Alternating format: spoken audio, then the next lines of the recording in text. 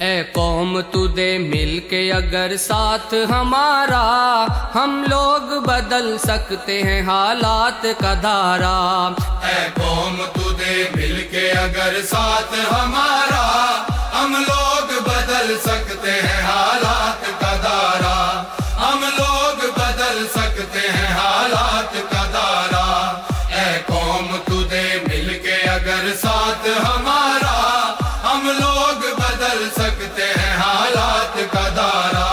हम लोग बदल सकते हैं हालात का धारा। जिस देश को अंग्रेज के पंजे से छुड़ाया, उस देश की मसनद पे लुटेरों को बिठाया। क्यों खून शहीदां का सिला हमने गंवाया, साहिल पे लगी बेड़ी को तूफान में उतारा। हम लोग बदल सकते हैं हालात का धारा। ए कौम तू दे मिलके अगर साथ हमारा, हम लोग बदल सकते हैं हालात का धारा। हम लोग बदल सकते हैं हालात का धारा। যার জন্য আজকে সেবা করার জন্য, কিন্তু এইরকমভাবে তাদের কাছে এই যে আইন সচেতনতা এটা তার কাছে নেই। তো আপনি যে মানুষের পাশে দাঁড়াবেন, কি ভরসা মানুষ পাবে যে আপনি আমার হয়ে লড়বেন, বা রাজনীতি আমাকে ইনসাফ দিতে পারেনি আপনি দেবেন? তো সেই জন্য আমার এই প্ল্যাটফর্ম থেকে মানুষ বিনা পয়সায় বিনা আবেদনে সে তার মনের কথা বলতে পারবে। এবং আমাদের A to Z একের পর এক যারা বন্ধুদের দেখছেন, একের পর এক প্রত্যেক জায়গায় আছে আপনাকে সহযোগিতা করার জন্য এসে দাঁড়িয়ে। আর আশা করছি এই প্ল্যাটফর্ম স্যার এখানে যেহেতু নতুন, এখানকার মানুষও বুঝতে পারছে না যে এত কিছু থাকার পরেও আবার এটা কি দরকার হলো যে হাই স্যার এখানে এটাকে নিয়ে এসে উপস্থিত করেছে। তো আশা করছি যেদিন, যদিও এটা একটা শান্তি শৃঙ্খলার গ্রাম যেখানে আমরা আছি, এখানে তেমন গণ্ডগোল নয়। দুপা আগিয়ে গেলে নন্দীগ্রাম গণ্ডগোলের শেষ নেই। তারপর শিল্পনগরী হলদিয়া রোজির রুটির লড়াই রাত দিন চলছে। তো এখানে তো তেমন না শিল্প আছে না কিছুই আছে। তো আমরা প্রত্যেকে যারা বসবাস করছি প্রতিবেশীর মধ্যে ততটা গণ্ডগোল নেই।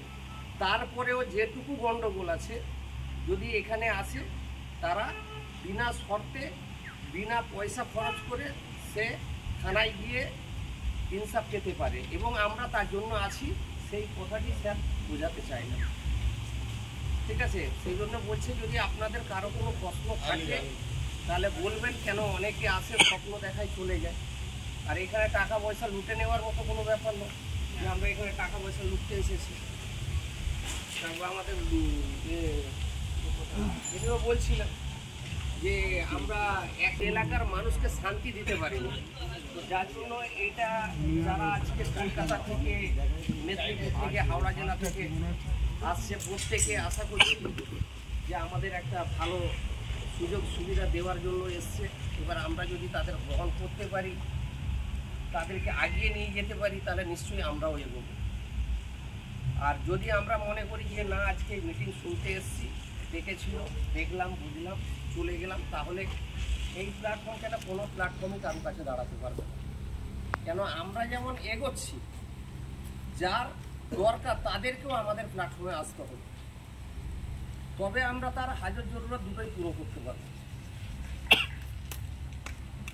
তাই না? आपका अधिकार क्या है? Fundamental rights.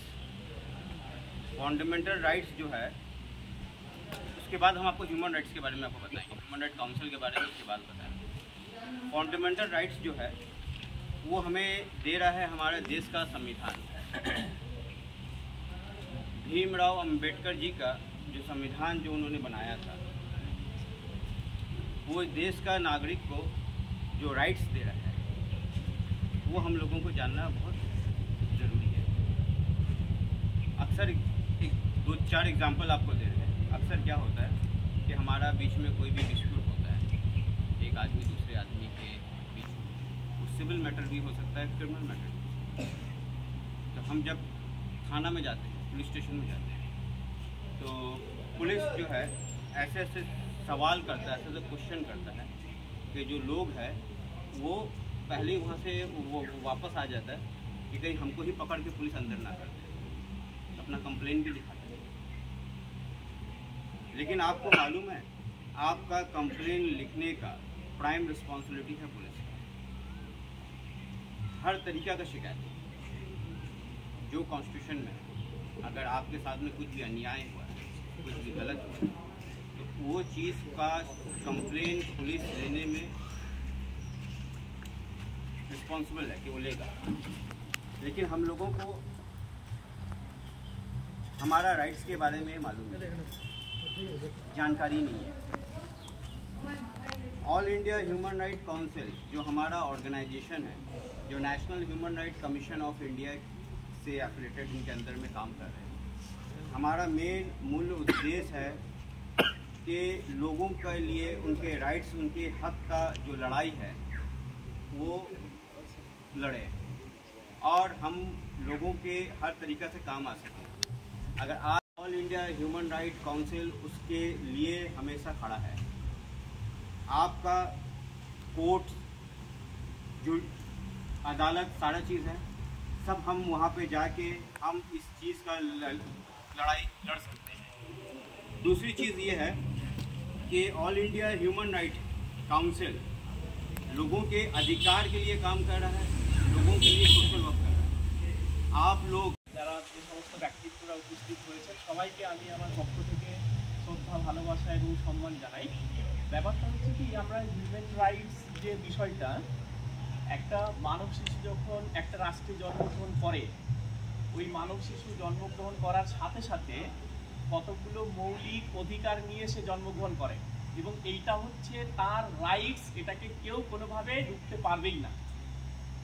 ঘটনা হচ্ছে কি, আমরা একটু ইতিহাসের দিকে যদি দেখি, এই হিউম্যান রাইটের ব্যাপারটা অনেক আগে, যীশু খ্রিস্টের জন্মের প্রায় 2000 বছর আগে হামুরাবি বলে একজন শাসক ছিলেন। আমরা সবাই নাম শুনেছি, ইতিহাস যাদের পড়েছি, ব্যাবিলনের সম্রাট।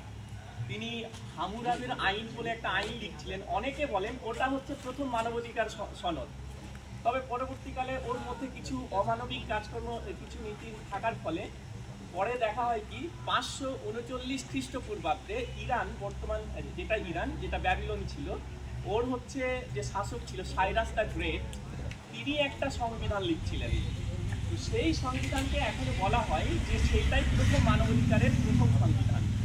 পরবর্তীকালে আমরা দেখছি সমাজ সভ্যতা বিবর্তিত হয়েছে। তারপরে 570 খ্রিস্টাব্দে মক্কায় যখন হযরত মুহাম্মদ জন্মগ্রহণ করলেন, তিনি 622 খ্রিস্টাব্দে রচনা করলেন।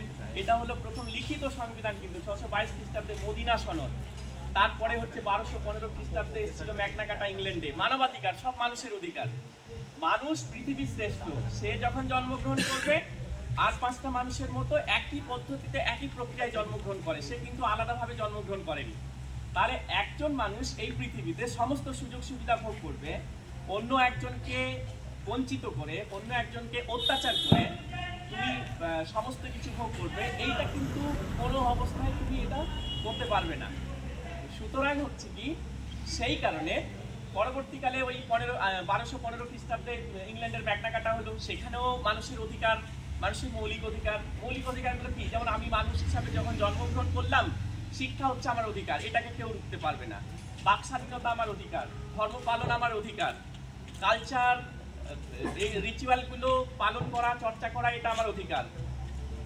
রাষ্ট্রে খাদ্য, স্বাস্থ্য, চিকিৎসা, যা কিছু, এগুলো হচ্ছে আমার মানুষ হিসাবে অধিকার। এটাকে তুমি কোনো অবস্থায় রাষ্ট্র তোমার শক্তিকে কাজে লাগিয়ে আটকে রাখতে পারবে না।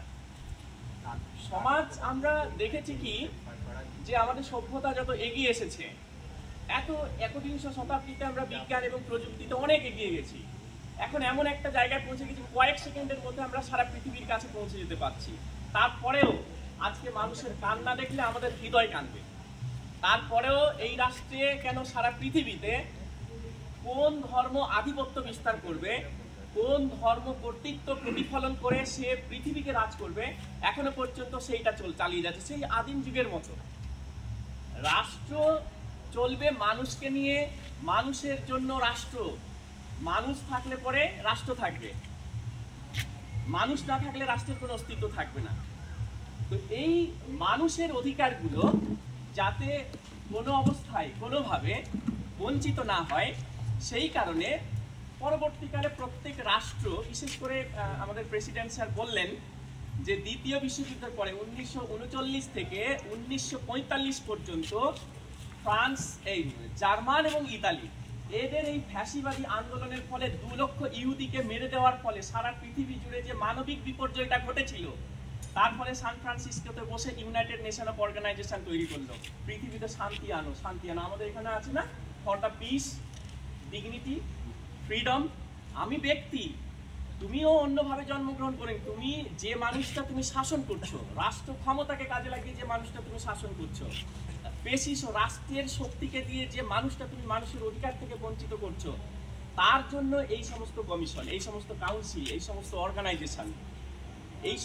অর্গানাইজেশন আমরা গ্রাম গায়ে দেখেছি। অনেক মানুষ আছে বিভিন্নভাবে তারা নিপীড়িত, তারা বিভিন্নভাবে তাদের যা রাইটস আছে, তাদের যা অধিকার, সেই অধিকারগুলো তারা বলতে গিয়েছে, সেখানে তাদেরকে দমানো হয়েছে। সেই মানুষ তার অধিকারটা যাতে পায়, প্রকৃত অধিকারটা যাতে পায়, সেটা তার অর্থনৈতিক অধিকার, তার সামাজিক অধিকার, তার সাংস্কৃতিক অধিকার, তার ধর্মীয় অধিকার, সমস্ত অধিকার যাতে মানুষ হিসাবে পেয়ে থাকে, তার জন্য সেই 1945 সালের পর থেকে সারা পৃথিবী জুড়ে সংগঠিতভাবে, প্রাতিষ্ঠানিকভাবে এই সমস্ত সংগঠনগুলো গড়ে উঠেছে। এই সমস্ত সংগঠনগুলো যদি গ্রাম গায়ে না বিস্তার করতে পারি, আগামী দিনে সভ্যতা এগাবে, সমাজ এগাবে, কিন্তু মানুষ সেই চিরতরে যেই বিপন্ন, যেই অত্যাচারিত, যেই নিপীড়িত, সেই নিপীড়িতই থাকবে। দেখো, একটা গরিব মানুষের নিরাশার ঘরে সফলতার বাতি সবসময় আসার একটা দিক করে জ্বলে। এই সমস্ত সংগঠনের সেই সফলতার জায়গাগুলো হচ্ছে কি মানুষের সচেতনতা, পাবলিকের সচেতনতা, পাবলিক এবং মানুষ তার আইন সম্পর্কে, পাবলিক এবং মানুষ দেশের রীতিনীতি, দেশের সংবিধান সম্পর্কে যতক্ষণ না সচেতন হচ্ছে, ততক্ষণ পর্যন্ত কিন্তু আমরা আমাদের অধিকারটা পাবো না। এটা পেতে গেলে অবশ্যই এই সমস্ত জায়গাগুলোতে আসতে হবে। এরা বোঝাবে এই যে আইনি সচেতনতা, এখানে অবশ্যই আপনাদের নিশ্চয়ই যারা অ্যাডভোকেট বা লয়ার নিশ্চয়ই আপনাদের সঙ্গে যুক্ত আছে, আপনাদের সেল নিশ্চয়ই আছে এই ধরনের, যারা মানুষকে প্রোভাইড করে এবং মানুষকে বিভিন্নভাবে অ্যাসিস্ট্যান্ট করে। এই সংগঠনগুলো আছে বলে এখনো পর্যন্ত সারা ভারতবর্ষ কেন, সারা পৃথিবীতে এখনো পর্যন্ত মানবতাটা বেঁচে আছে, এখনো পর্যন্ত মনুষ্যত্বটা এখনো পর্যন্ত এই যে ঠিক করে চলছে, এই সমস্ত সংগঠনের ফলে।